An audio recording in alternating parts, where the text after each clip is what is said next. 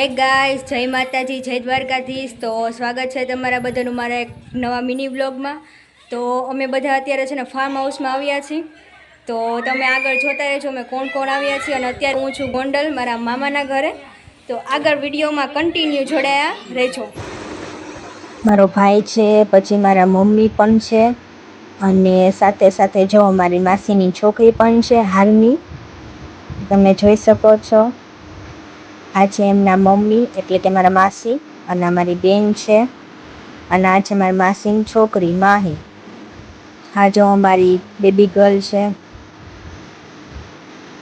અમે બધા છે ને એને સાથે રમાડતા હતા બેસીને. ને પેલી બાજુ જો આ બંને છે ને અહીંયા હિંચકા ખાય છે. અને મિની ફાર્મ હાઉસ ખૂબ જ મસ્તનું હતું. અને અહીંયા ઝૂલો હતો એટલે અડધા ત્યાં હતા કેમ કે તડકો પણ ફૂલ હતો. આ છે મારા મામાનો છોકરો, અને આ બધા છે ને મારા માસીના છોકરાઓ જ છે. અને આ પેલી સાઈડ મારા મમ્મી છે ને માસી છે, અને આ મારા માસીનો છોકરો, મારા નાની છે આવડા આ. એની પાછળ જોવો તમે જોઈ શકો છો મારા મામા. આ બધા મારા માસી છે. અને આ પેલી સાઈડ જો મિની સ્વિમિંગ પુલ છે.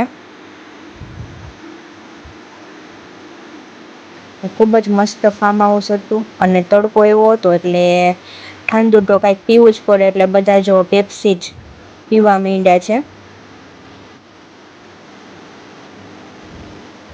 યુટ્યુબ ચેનલમાં નવા હોય ને તો સબસ્ક્રાઈબ કરી નાખજો, તેથી મારા વ્લોગની છે ને તમને નોટિફિકેશન મળતી રહે આવીને આવી રીતે. અને આમાં જો અડધા છે ને અહીંયા બધા હિંચકા જ ખાતા હતા કેમ કે છોકરાઓને હિંચકા ખાવા તો બહુ જ ગમતા હોય.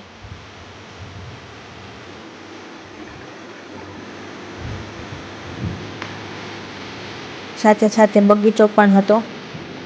અને અહીંયા જો ફોનમાં વાતું કરે છે મારા માસા છે, એની બાજુમાં મારા પપ્પા પણ ઊભા છે. અને આ બાજુ જો મારા મામા છે ને વોટર પાર્ક તો નહીં, સ્વિમિંગ પુલને છે ને પાણી ભરતા હતા.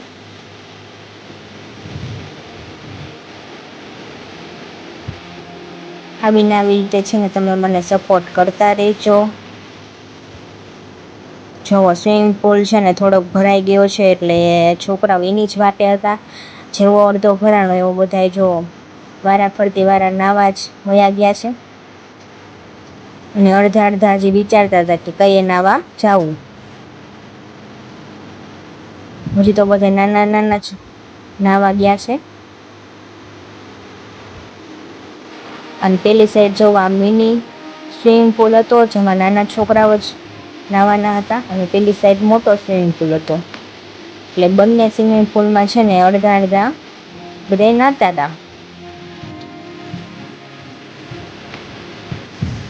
ગોંડલની આગળ છે ને સર કરીને છે ને ગામ આવેલું છે, ત્યાં આવો સ્વિમિંગ પુલ આવેલું હતું, જે મારા માસા છે એના કોઈકના ફ્રેન્ડનું જ હતું.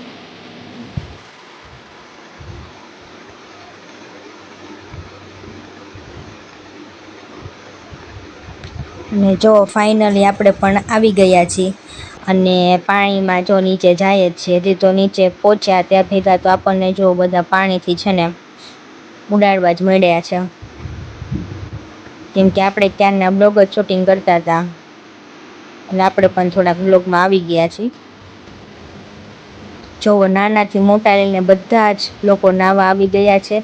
ઠેકડા અમુક મારતા હતા કેમ કે ફૂલ ગરમી હતી, તડકો પણ એવો હતો, એટલે એવા ઠંડા પાણીમાં નાહવાની જ મજા કંઈક અલગ છે.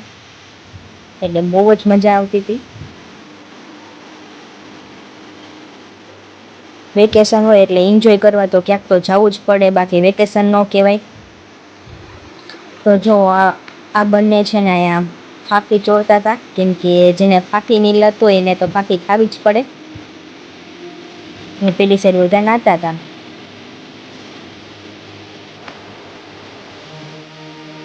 ત્યાર પછી અમે અમારા કૃષ્ણ ભગવાન પણ સાથે લાવ્યા હતા, કેમ કે 11સ હતી એટલે એને પણ અમે નવડાવી જ દીધા છે. તો જો અમારા કાનાજી એકદમ નાઈને રેડી થઈ ગયા છે, અને ખૂબ જ ખુશ લાગતા હતા.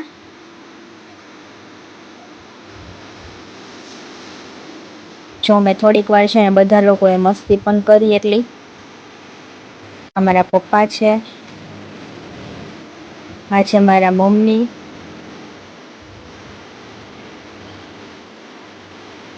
અમારી બેન છે, એ પણ કહેતી હતી મને વ્લોગમાં લઈ લે. આમ તો વ્લોગમાં બધા આવી જ ગયા હોત, પણ એને મારી એરે સિંગલમાં આવું હતું વ્લોગમાં.